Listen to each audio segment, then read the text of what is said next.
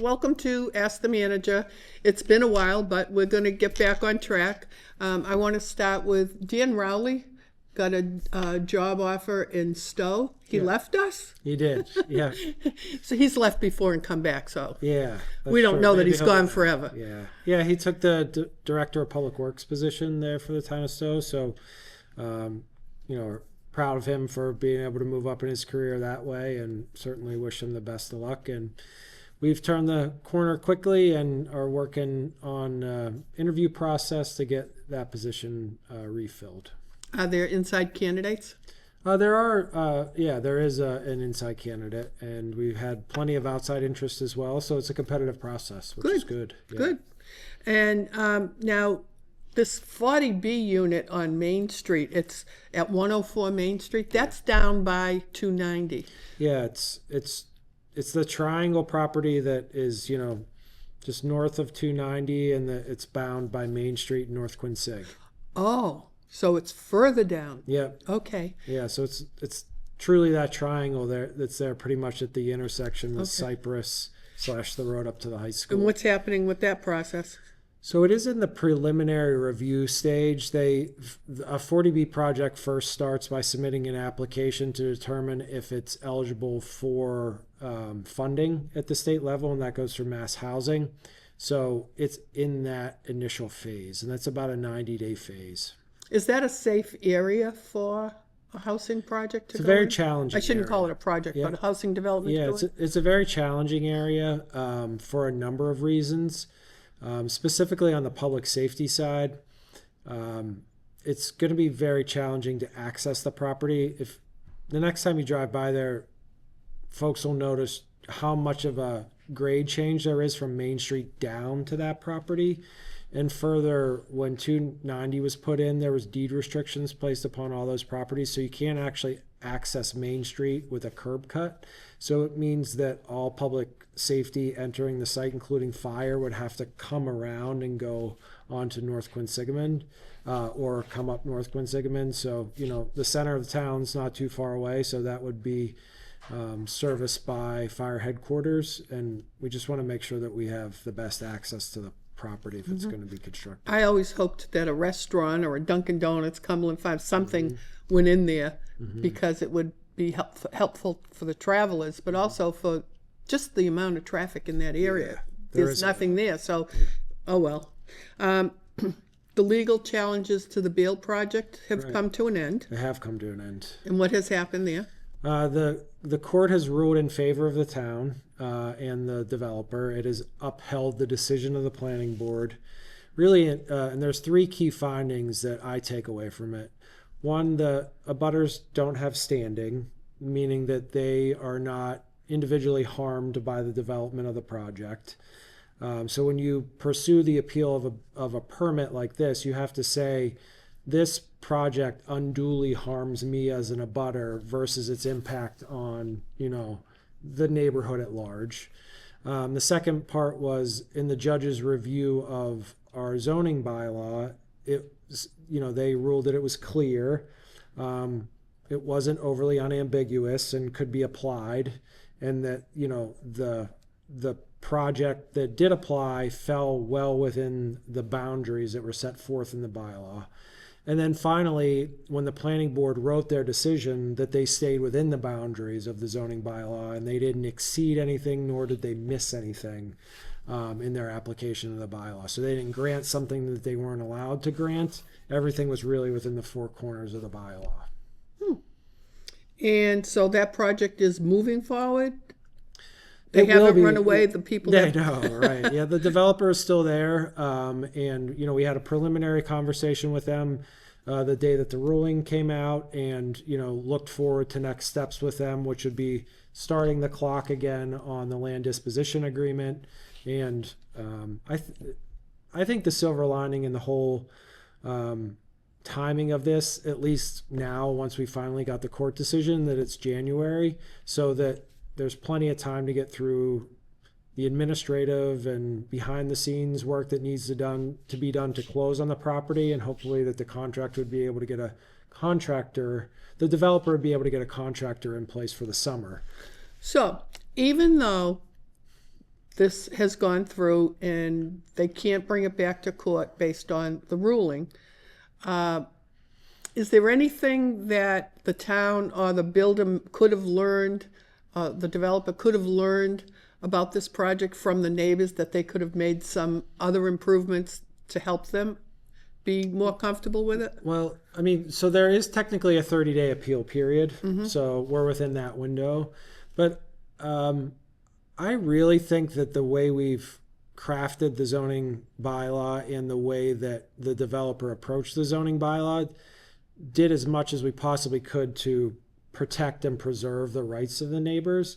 Even the judge noted in his decision that the developer, in their design of the roadway that's exiting the site, that will flow onto Haskell Street, had graded it so that the headlights would basically be facing down into the roadway, Right. not directly across the street. So, you know, I think with this project, with our visioning and all that stuff, we put a lot of effort into engaging in the community. So nothing stands out to me right now, but certainly something to continue to think about. Okay. And Lakeway Commons has a couple of new food places going in. I don't know if they're called restaurants or not, because I think one might be just takeout. Yep. And so that project and that property keeps being progressive and moving along. Yeah. So, going back to the legal battle with Beal, what did that cost the town to go through that?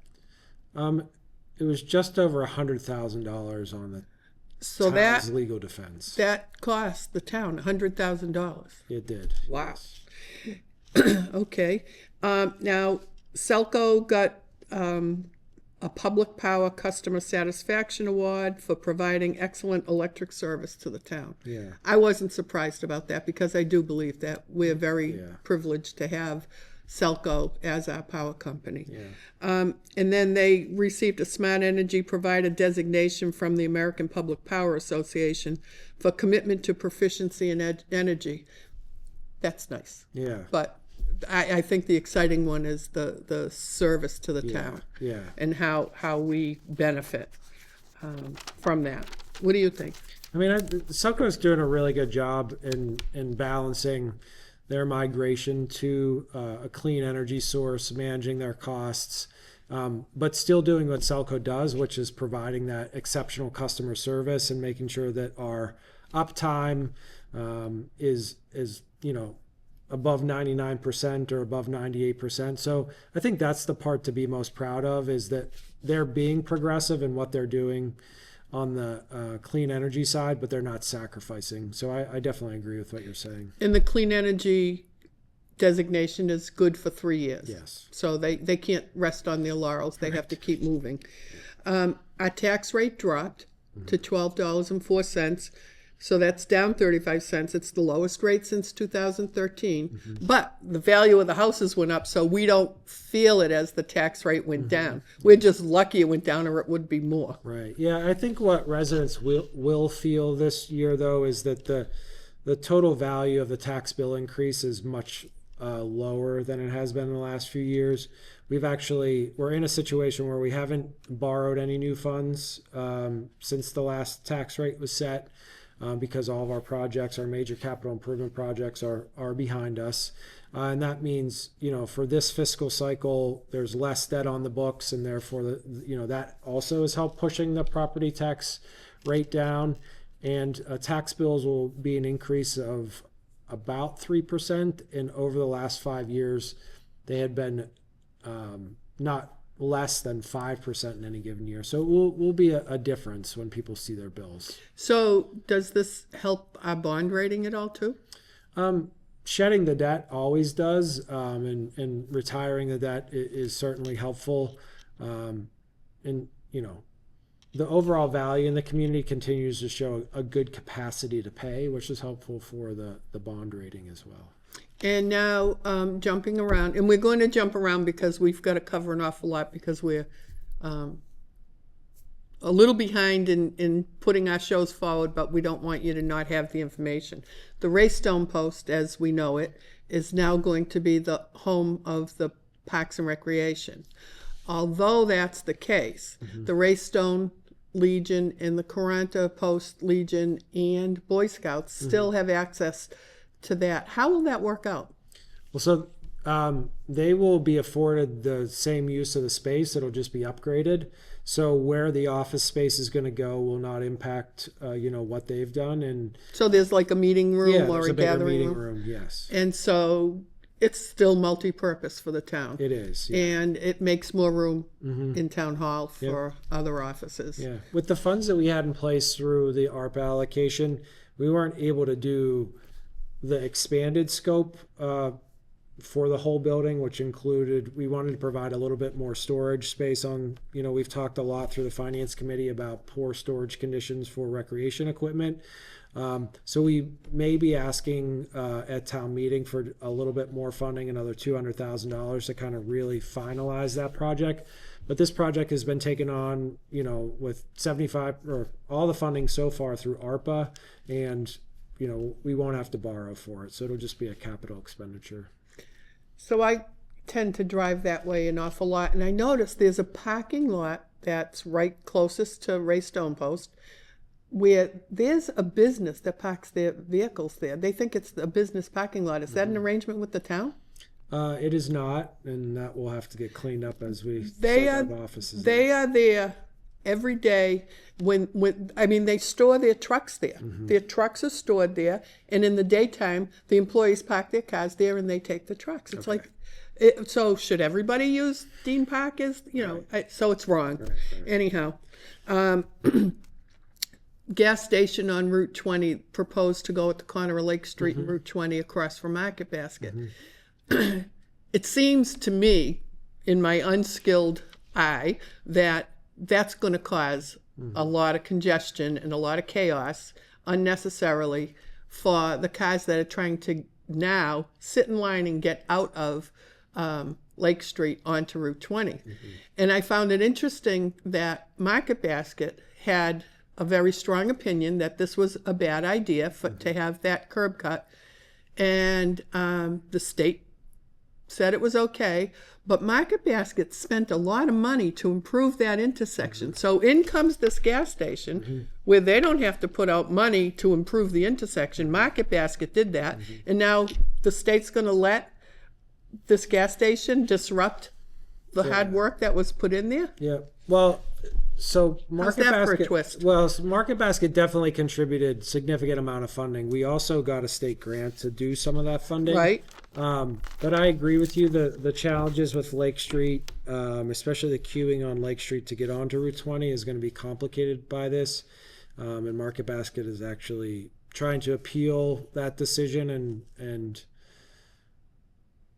if nothing else, in their own interest, ensure that they're not responsible for the traffic in that intersection like they are right now, because they have a multi-year obligation to make improvements to the intersection if there's traffic concerns. But if something else is reintroduced, they're really trying to protect their own rights, so they're not responsible for someone else's increased traffic. So, And I'm not a traffic engineer, but they need to reevaluate, especially at peak times, how those cars don't get moved Right. appropriately through Lake Street. Yep. So people coming home from work, they must dread that. So just so you know, the timer isn't working, so I can't tell how much time. So I keep looking at my watch. I'm guessing. $58,000 was awarded to the town to upgrade Edgemere Park, and the award was from the Mass Office of Disabilities, and it's through a municipal ADA improvement plan grant. The expansion of accessible parking, which I think is great, a new paved walkway to the baseball and the benches in the basketball court. So there's some major improvements that are going to go on there. Is that money vulnerable to us right now? not right now. Not yet. Not yet. Okay. Right. So that seems to be outside of any of the parameters that have been put in place with the MBTA communities regulations and legislation. So we think we'll be able to proceed with that. And I know some folks has reached out and asked questions like, why are you doing this but not that? It's going to be a multi-phase project. I know, sometimes we're going to do accessibility work, like in this instance, before we make other more substantial improvements to the park. It's just where do we get the money from? When can we leverage state grants? So the It'll be ADA in grant- steps. Yeah.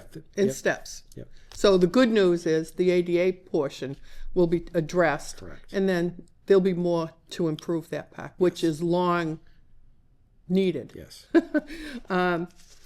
So you mentioned MBTA, so I'm going to jump here.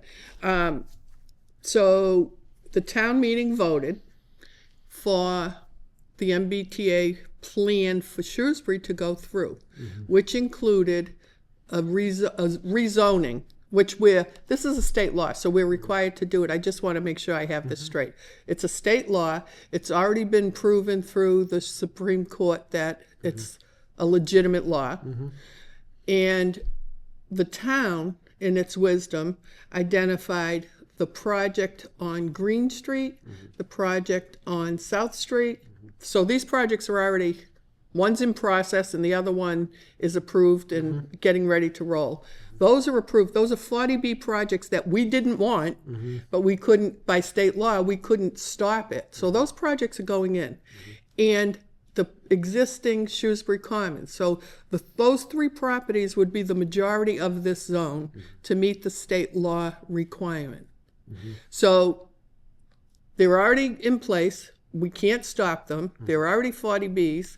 And now they meet the requirements for the MBTA zoning, which is from the Baker administration, and we're in a budding community to the rail. So we own it. We have to do it. Now we have an election because the town meeting voted, and I think it was like 123 to 50. Right. Town meeting members voted to go forward with this. There were people that didn't like it. They went out legitimately and got their 1,800 or whatever signatures that were required for a referendum vote. So now we're having an election on February 4th from 2 p.m. to 8 p.m. And we either vote yes, keep the town meeting vote in place, or no. Did I leave anything out? No, that's where we are today. Okay. Yep. And with this, it's costing the town over $50,000 for this election. So people weren't happy with the Beale project. That cost the town $100,000. And now over $50,000 for another election because people didn't like the way town meeting members voted. I got that right? So for anybody who wants to know, we've spent over $150,000 because people weren't happy with what the town voted appropriately and legitimately to do. And those people have the right to do that because that's the law too. Correct. So here we are, and people can either vote yes or no. Yes in support of town meeting vote or no. Right. Okay. And we also... Did I leave anything out? Well, we know with MBTA that with what happened at the Supreme Judicial Court, that if there is a no vote, that we are going to have to bring additional legislation back, likely at the annual town meeting, to once again try to get in compliance. Because if we're not in compliance by July 14th, then the Attorney General has the right to enforce this upon us. And what does that look like? We don't know. I mean, there hasn't actually been any enforcement mechanism in Milton yet to compel them to do one thing or another. But the AG, the Supreme Court sided with the Attorney General. So we know that there are implications in addition to not receiving grants. And that list of grants, because of the Mass Leads Act or the economic bill that was passed in the fall, has only gotten bigger, even since we've been at town meeting. So we could lose a lot of it could cost this town more money if this vote fails. So we could lose grants. And, you can criticize, well, you shouldn't be dependent on the state for grants. Well, guess what? We are. And it could be in the field of... Well, I mean, we know over the hundreds of thousands. Yeah, if you include the new $500,000 grant for the connector roadway design, actual grants that we've been awarded over the last 5 years in these expanded categories is $6.7 million. It's substantial. You're talking hundreds of dollars on the average single-family home tax bill every year to raise that amount of money. Right. So, okay, enough of that. We just have to see what happens, and hopefully February people will vote yes in support of the town. Do you know anything about this is school department, really, the Shrewsbury-Leicester discussions to replace the Assabet loss? Yeah, vocational school? Yeah, vocational education. Yeah, I mean, it's an initiative that, Shrewsbury's working with Leicester on, and trying to find opportunities for our students who are interested in that type of education, because we're basically shut out of Assabet at this point.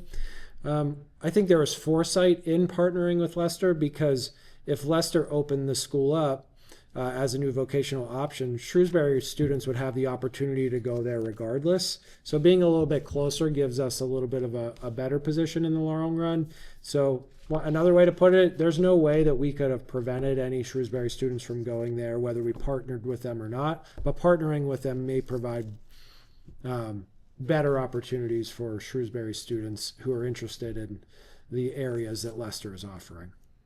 And it would be an expense for bus transportation, and so much per student, which is more expensive than cost per student in town. It is. But we need plumbers, we need electricians, et cetera, and we don't have an option at this point for That is correct. that type of education. So congrats to whoever's working to come up with some innovative options. Okay, so where were we?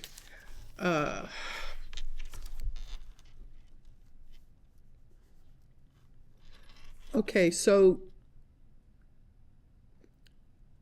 the garden club has put these sweaters and scarves on items on the island at the center of town. And at first, last year, I thought, oh, is that cute? Who's doing that? And they've expanded it this year. I think it's fun, because winter is a boring time. There's nothing really to look at. And as you go through the center of town, the garden club has done an incredible job with the flowers, and they've done some whimsical things along the way. And now they've come up with this scarf thing, and it's called Yarn Bomb. I've never heard of it. And so it's Yarn Bomb at Maple in Maine. And I just think it's pretty nice that there are people out there thinking of these things to make our town look better, and that's all to the credit of the Garden Club. I think we've covered most of what I wanted to at this point. So we're going to close now, and our next show will be with Congressman McGovern shortly. So thanks for watching.